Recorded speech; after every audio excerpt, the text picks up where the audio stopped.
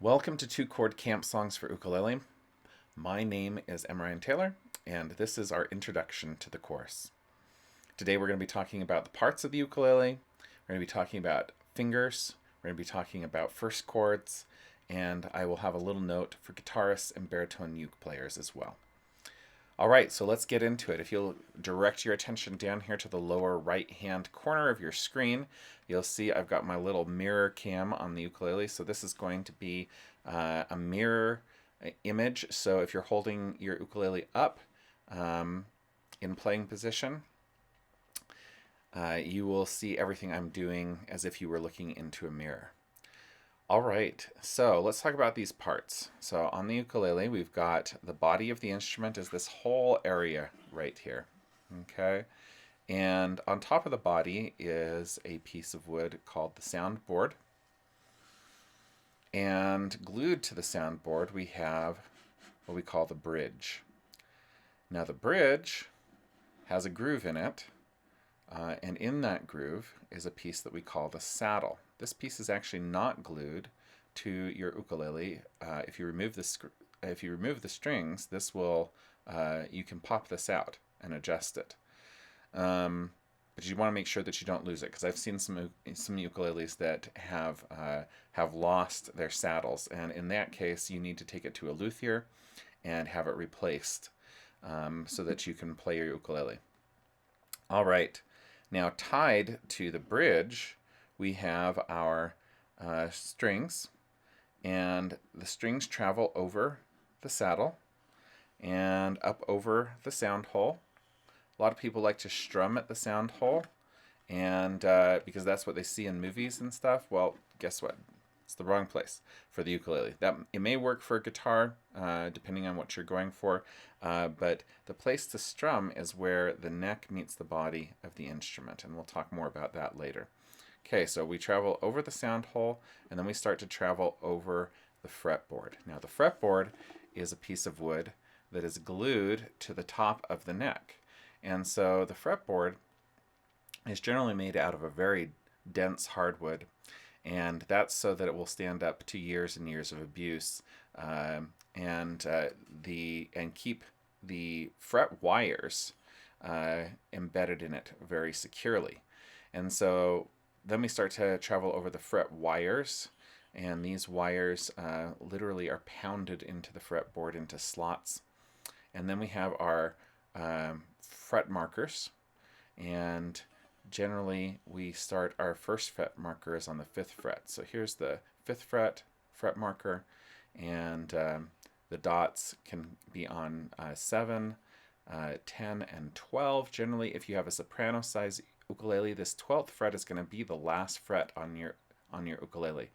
And that brings up the issue of sizes. There are 3 main sizes for the ukulele, and then a 4th size, which is tuned completely differently. So the soprano, concert, and tenor ukuleles are all tuned the same way traditionally, with a G, C, E, A tuning, and then our baritone ukulele is tuned like the top 4 strings of a guitar. All right, so continuing to travel up the strings over the nut here, and the nut is a piece of hardwood or bone that has grooves cut into it for the strings to rest in, and then it continues up and attaches to these pegs, and the tuning pegs travel through the headstock, and they can just be pegs, and on the old style traditional ukuleles, that's what they were. They were just literally pegs that went through the headstock of the ukulele. But what I have on here, and most ukuleles have today, is geared tuners, and geared tuners have a tuning ratio to them, and so it's actually much easier to make very fine adjustments to the tuning with these. Now, if you have a peg head, it's just going to be a little bit more fiddly for you to learn how to use it, and when you turn it, it makes a much bigger adjustment to the sound of the string and how high the string is than with these. When you turn these, they're usually either in an 8-to-1 ratio or a 16-to-1 ratio. That means for every time you turn one of these completely around, this side is only going to turn around 8 times, I mean 1/8 of a time, or 1/16 of a time, depending on the gearing mechanism in there.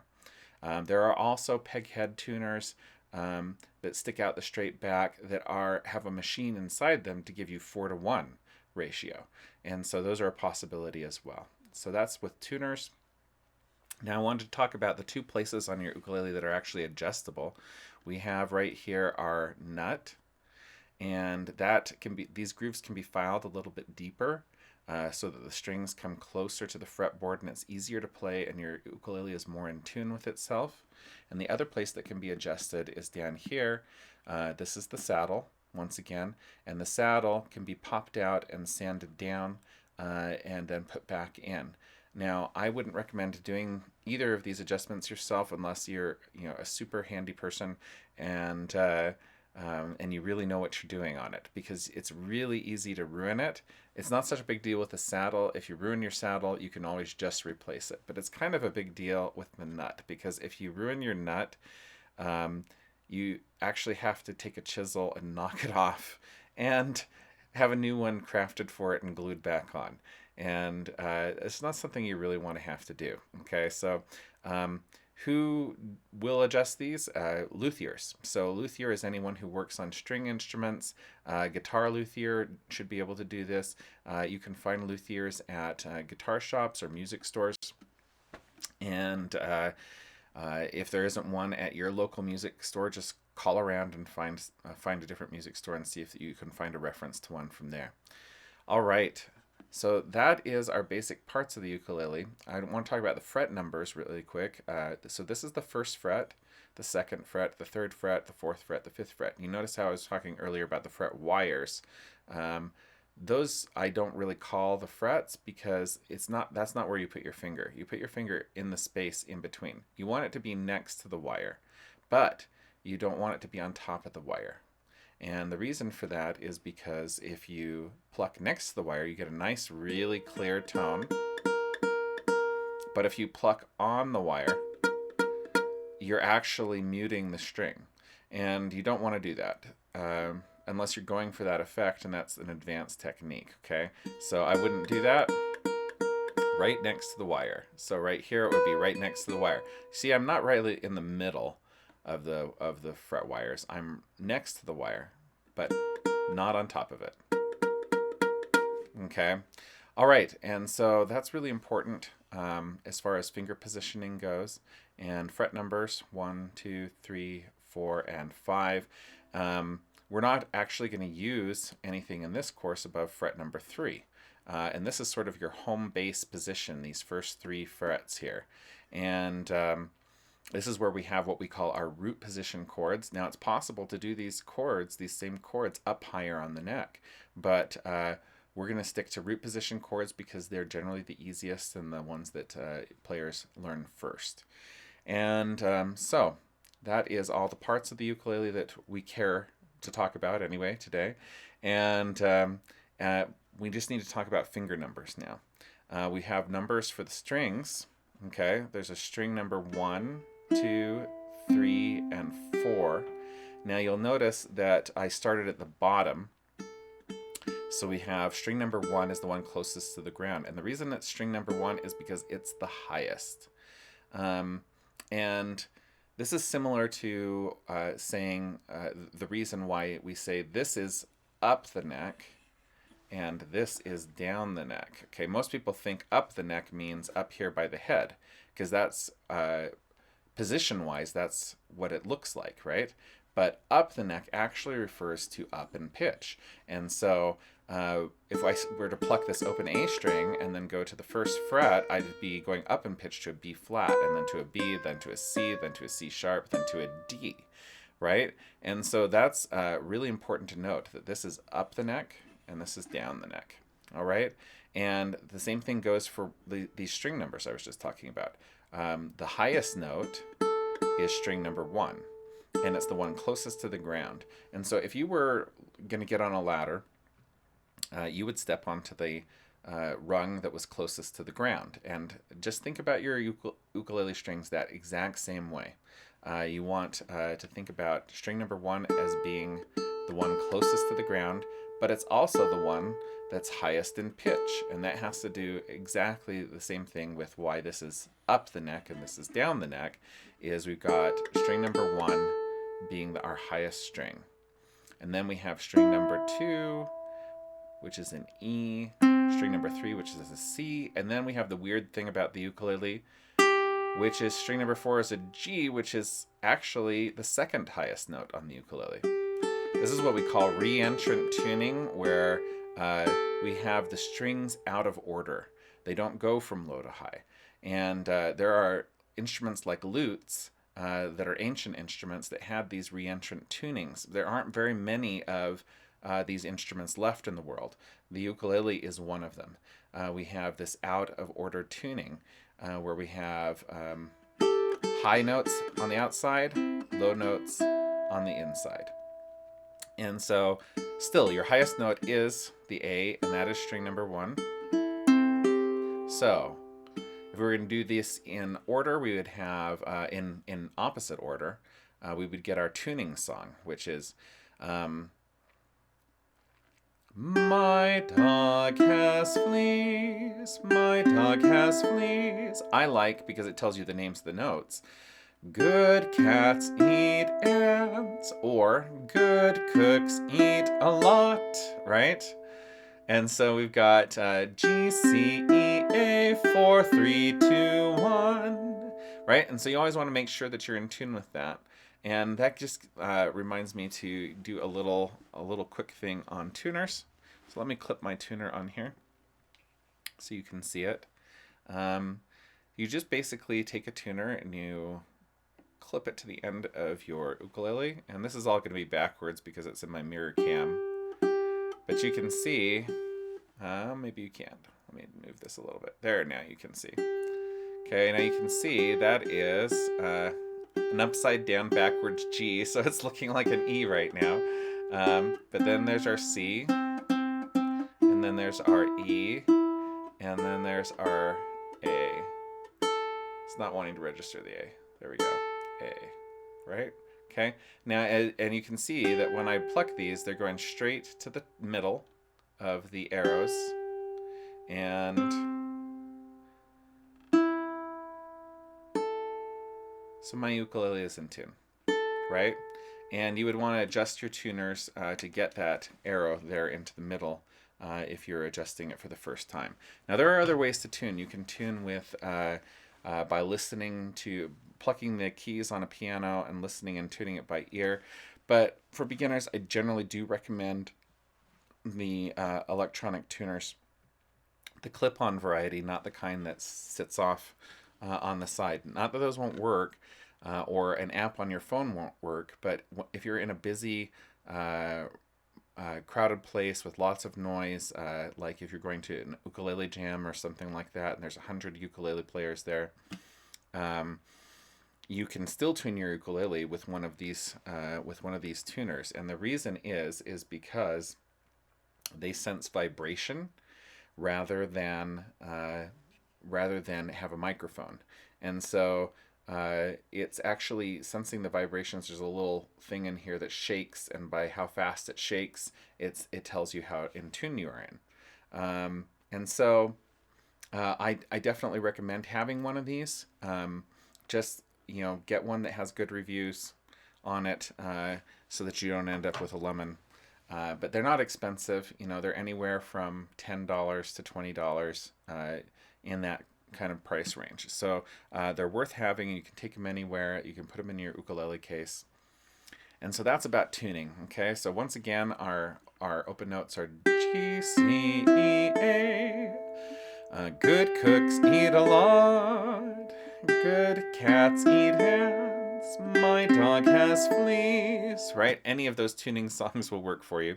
All right. But to get real accurate, you want to make sure that you're using some kind of tuner at first. And that also helps train your ears so that you know what your ukulele is supposed to sound like when it's in tune. All right. So we've got our fret numbers, 1, 2, 3, 4, 5. We've got our string numbers, 1, 2, 3, 4 from the highest string, A. Okay, and then we have our finger numbers to talk about. So finger numbers on piano, you would number the thumb as being finger number 1. But since the thumb on the ukulele and on other fretted instruments is going to be playing a supporting role, coming behind your neck and being there to support, twist around, balance your ukulele, all those kinds of things, it's not going to get a number because we're not going to use it to fret any strings. All right, so that means that finger number 1 for a fretted instrument player is going to be our index finger. Finger number 2 is going to be the middle. Finger number 3 is going to be our ring finger, and finger number 4 is going to be our pinky finger. All right, so now that we have those 3 sets of numbers, fret numbers, string numbers, and finger numbers, I can tell you how to do a C7 chord. You're going to take your first finger and put it on the first fret of the first string. And then you want to strum across where the neck meets the body of the instrument, and you can just do it with your thumb, right, for now. We'll talk about other kinds of strumming later, right? And then the pair chord that's going to go with that is an F chord. So we've got the first finger on the first fret of the second string and the second finger on the second fret of the fourth string. Now, the relationship between these 2 chords is the home bass chord, which is the F chord. It's called our tonic chord, our 1 chord. And then we have the C7 chord, which is our 5 chord, 5-7 chord. Sometimes it's called a dominant 7. If you think of dominant being kind of pushy, that tells you its role. It is a pushy chord. It doesn't want to stay here. It says go somewhere else, and that place that we generally go from here is back to our home chord. So we have our 5-7 chord pushing us back to home. So home chord, go home chord. Home chord, go home. Right? Okay. And the reason the 5-7 chord works that way is if you were just to finger that chord and then just pluck the first 2 strings, you get an E on string number 2, and you get a B flat on string number 1. Now the B flat is the fourth step up in this key, and the E is the 7th step up, right? Now the B flat wants to step down to the 3rd, okay? And that's part of the F chord, right? So, and the 7 wants to step up to the 1. So this one wants to go here, and this one wants to go here. And that's as much culture as anything else, what we've been brought up to hear in music, right? But that is the tendency in our musical system. This wants to go to here. Hopefully you can hear that. But it's because of those 2 notes and the tension caused between these 2 notes.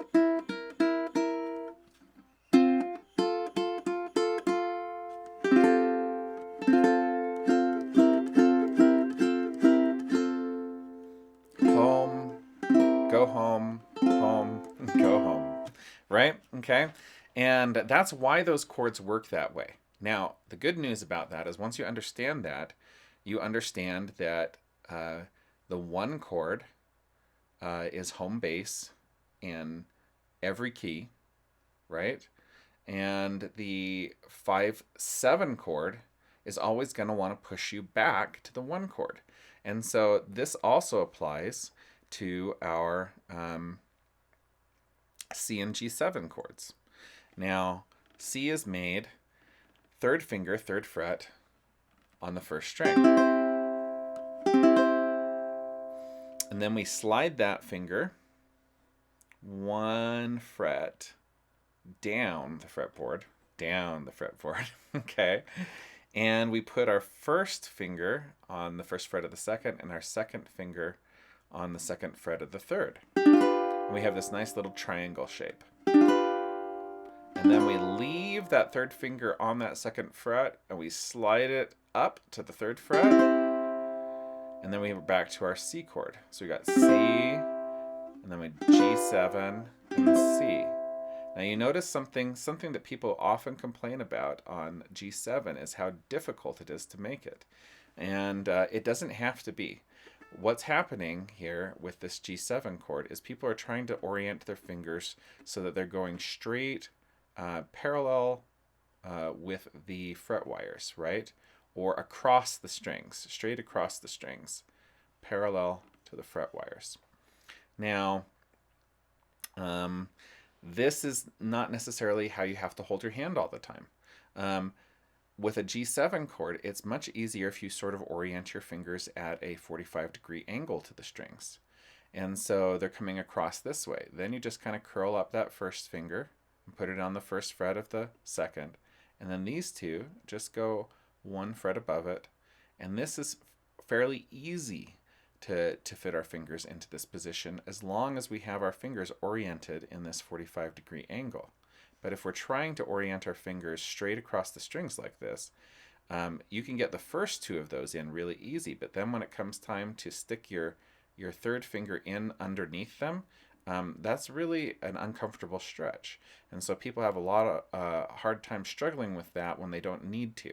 All you have to do is shift your wrist a little bit so that your fingers are 45 degrees, and then they should naturally kind of curl up into that position. Now, going back to the C, notice I reoriented my wrist. So we've got the G7.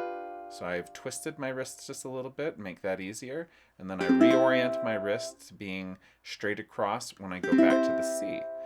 And that leaves me in a place to do an F chord if I was going to do an F chord. And then I twist my wrist and go back to the G7 and back to the C. Now we're only going to be using C and G7 when we're using them together in this course, right? So you got to get used to that kind of little wrist twist happening every time you make that transition. Don't force your fingers to do uncomfortable things. There's always an easier way to do things. You're going to want to practice these transitions for the C and the G7 and the F and the C7 a lot until you just feel really comfortable with them. When I was first learning the ukulele, the way that I did that was to watch Rick Steves' Europe and then just go over things over and over and over again. So I just go back and forth, right? And eventually it just became motor memory, and I didn't have to worry about it anymore. Now this is something I don't even think about. My body's taking care of it for me. All right? So you're going to want to start out really slow first. I mean, I was doing that fast, but you're just going to want to do that, and then you want to position and do it again, and just go back and forth between the two chords. Now, it's a lot easier on the F and C7, I think, than the C and G7, because you're only dealing with two fingers at a time. And I want to talk about these chord diagrams. They're sort of a picture, and I made some ukulele rocks here for our chords, right? Okay, so we got our F chord here, and you'll notice that on the diagram we have a picture of our fretboard with the frets going across horizontally and the strings going down over them, and that's just what forms that grid there. Is just a picture of our fret wires and our strings, with the top line being the nut, and then the second line down being the first fret wire. And you notice that the little dots for the fingers are actually in between those. Okay, like I said, you're going to want to really put them next to the wires if you possibly can. And you'll notice that there's some little open circles over strings number 1 and 3. And open circles mean open strings. So you're going to go ahead and play those strings, but you don't need to put any fingers on them. And that's all that's telling you how to do. And so this is a diagram for F, and I also made one for C7 here. So here's C7, And those are your first two chords they're going to be dealing with, okay? And on this one, you can see that you've got the first fret fingered on the first string, and then the rest of the strings are open. And then as far as our C and G7 goes, we've got the C, and let me switch songs here. This song is about midway through the book, but you can see that chord diagram matching down there. And we've got C, the third fret on the first string, and then we've got all the rest of the strings open. And then for the G7, we have our nice little triangle shape that I talked about, with third finger on the second fret of the first string, first finger on the first fret of the second, and third finger on the second fret of the third string, and then the fourth string is open. So this is the most difficult chord that we have in this set of chords. But really, if you do that little wrist trick where you twist your wrist that I was talking about, it's really not that difficult, and you can manage to do it. And I have had lots of students that as soon as I showed them that little wrist trick where you reorient to 45 degrees, they picked it up really, really quick. And so just make sure that you are patient with yourself in practicing these transitions. Now I want to make a little note about these first chords that will apply to the guitar and the baritone uke players. Now you notice, if you look on the music here, we've got 3 sets of 2 chords. So they all say F and C7. The first set, of course, is marked ukulele, the second is marked guitar, and the third set is marked bari uke, which is just short for baritone ukulele. And so with the guitar one in the key of F like this, I'm just going to tell you right now, guitarists, if you're doing this with your ukulele buddies, you're going to be a lot happier if you put a capo on the first fret of your ukulele and play this as if it was the F chord, as if it was an E chord, right? And that's basically what's going on, and that's why a capo is so handy on a guitar. I almost never use a capo on the ukulele, but you're dealing with more strings on the guitar, and so doing full bars across all 6 strings is very, very difficult. And so a bar is when you have to put your finger across all the strings in order to get everything down. And so you see on that F chord, you've got a bar on the first fret, and then your other fingers are doing this, and then this, and this. And anyway, the F chord is a pain in the neck for guitarists, and that's why so many guitarists, when they're playing in the key of F, use a capo. So they just take the capo and put it, and it's just a nice mechanical mechanism that bars across that first fret, and then you have less fingers that you have to fret those chords with. And so I highly recommend that for guitarists if you're going to play along with your ukulele friends on these songs.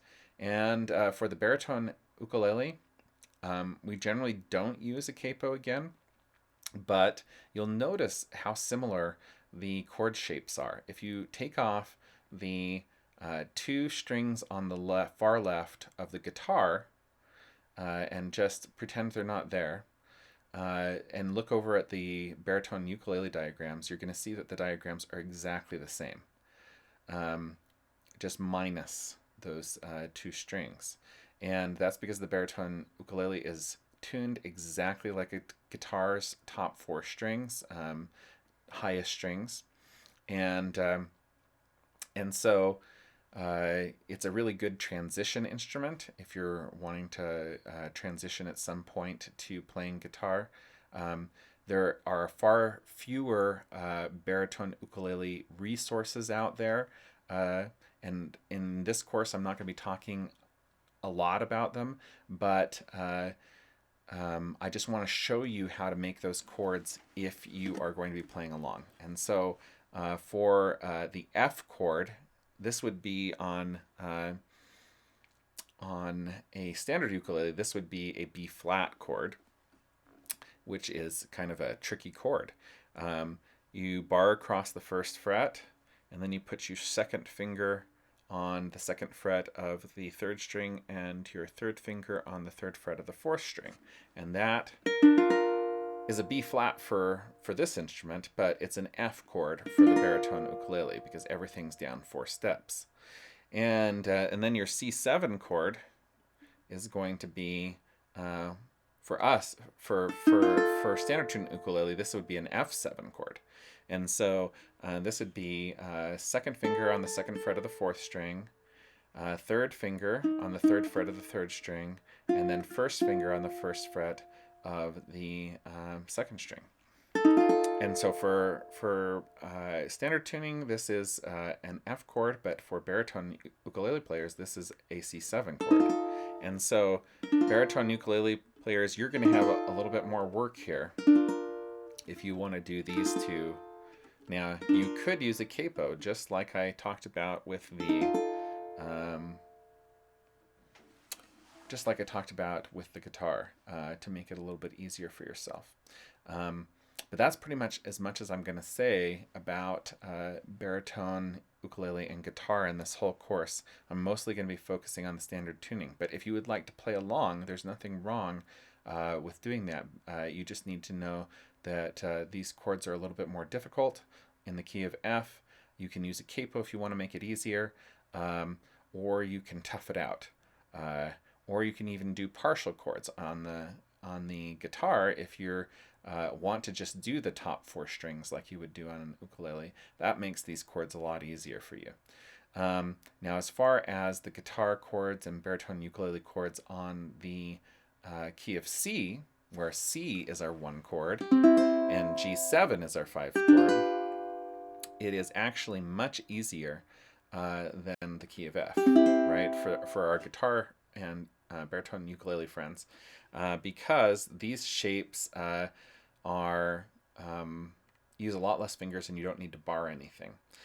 So the C shape is like this, and the G7 shape is like this. Now, if you were paying attention earlier, these are the same shapes as we have for the standard tuned ukulele in the key of F, right? Because everything's 4 steps down. So if you count 4 steps down from F, you're counting F down to E, down to D, and then down to C. And so F, E, D, C, 4 steps down, right? And so that chord translates over to becoming a C chord when you're playing it on the baritone ukulele. And this would be your G7 chord on the baritone ukulele. All right, so that's our little note for our guitar and baritone ukulele players. Hopefully that was a good introduction for you to the instrument and to all the parts, our string numbers, our fret numbers, our finger numbers, how to make these basic chords, and hope you enjoyed that. And I will be posting the first song soon for this course, which is going to be a Ram Sam Sam, which is a famous round which just uses F and C7. So for the whole first half of this course, we're just going to be focusing on F and C7. So if you want to get those 2 chords down really good and then worry about the C and G7 later, that would be a good way to tackle things. So once again, hope you enjoy it. Hope you enjoyed this introduction, and peace, love, ukulele, and have a great, great, great, great day.